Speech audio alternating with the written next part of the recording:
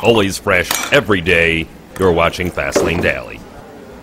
Two BMW tuners come together to create a monster of an M5. Are the tuners going overboard in this down economy, or should we just let the kids play in the sandbox? You decide.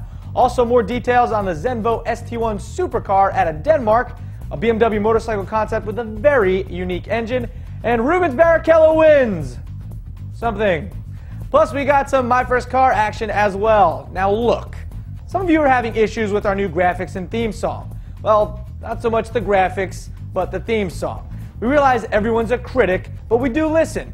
If you like them, let us know. If you don't, let us know. We listen to our fans, but remember, change is good, so be open-minded. Now that that's out of the way, what's up, everybody? I'm Derek D. You're checking out Fastlane Daily. What is it today, Ian? Hump Day. Hump Day! Woo! Ariel. Woo! Gil. Woo! Yes, hump it up. Living in the fast lane, baby. Tuning in the Fastlane Daily. We start today off with a heavily modified E60 BMW M5. Lumma Design, in cooperation with the tuner G-Power, have introduced this twin supercharged beast called the Lumma CLS 730 RS. This M5, with help from twin superchargers bolted to the top of its 5-liter V10 engine, puts out approximately 730 horsepower. That's over 200 more than a stock BMW M5.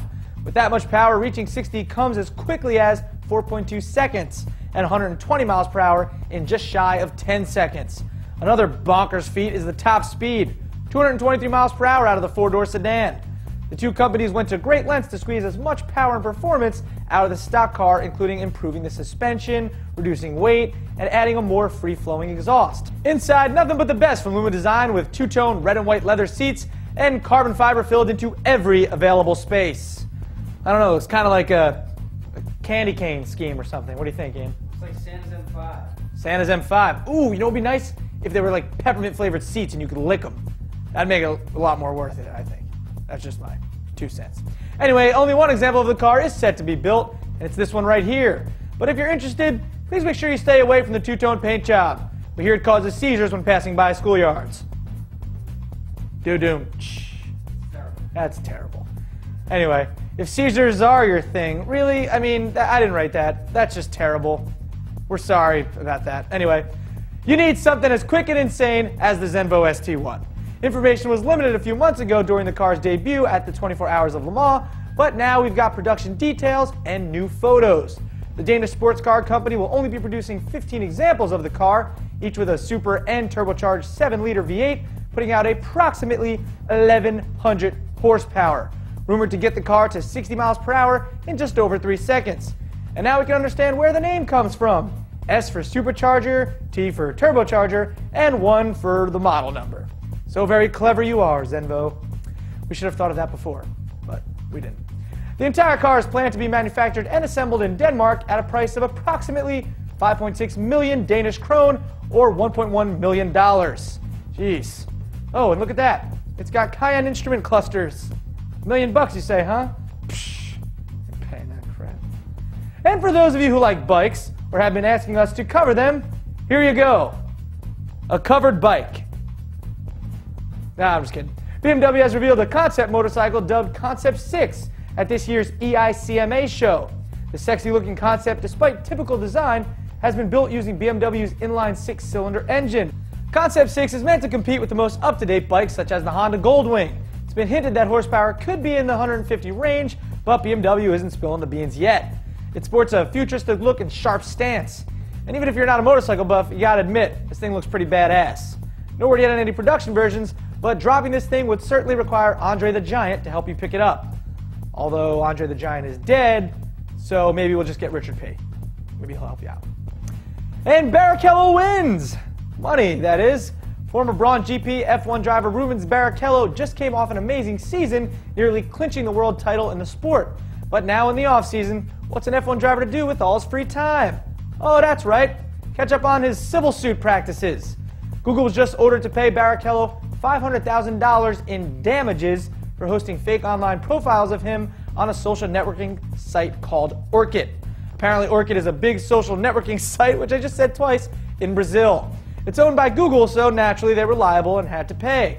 Honestly, what does Google not own? They own like friggin' everything. Anyway, the damages could even be raised to $700,000 because the case began in July and Google risked a $590 fine every single day until the false profiles were removed. There were more than 300 fake profiles of Barrichello on the social networking site. Such a case is being identified as the largest amount of damages given for false web profiles online.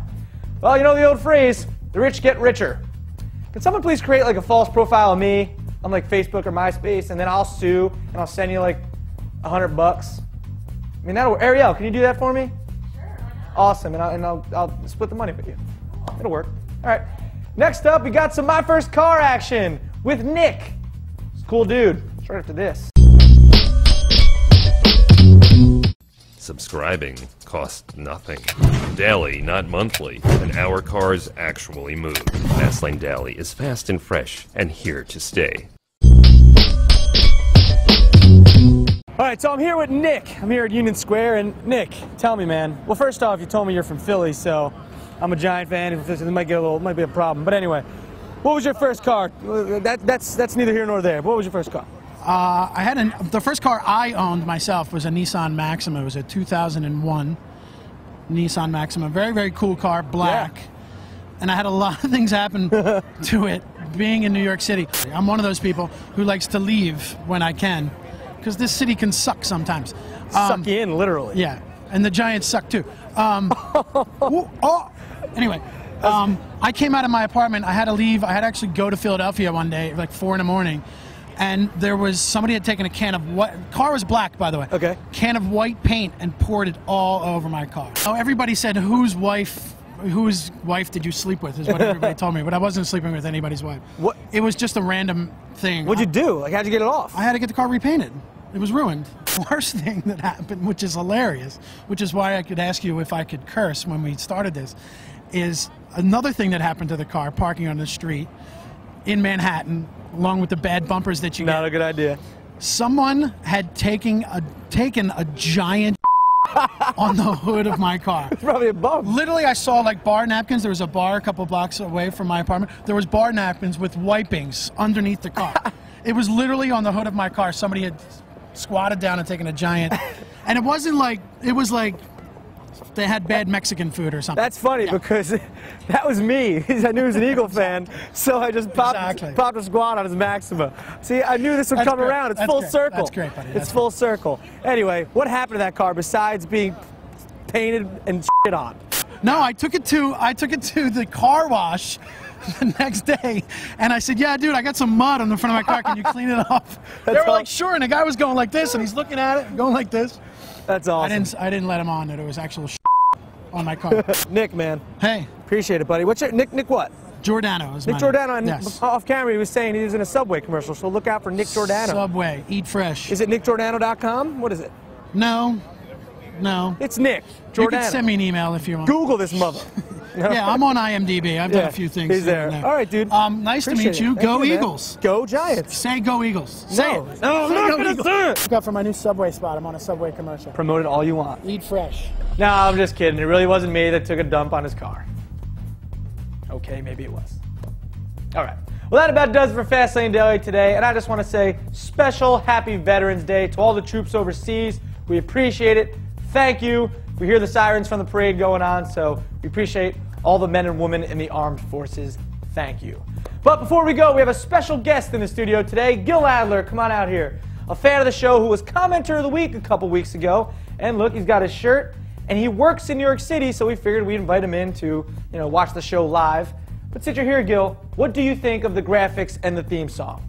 Guys, I've seen the comments. It's a song. We're here for the research. We're here for the detours. We're here for the rumor mill. So please, lay low a little bit. It's a little bit of a change. We'll get used to it. See, that's an honest opinion from an honest fan.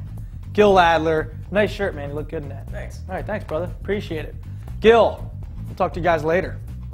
Ow, we're living in the fast lane, baby.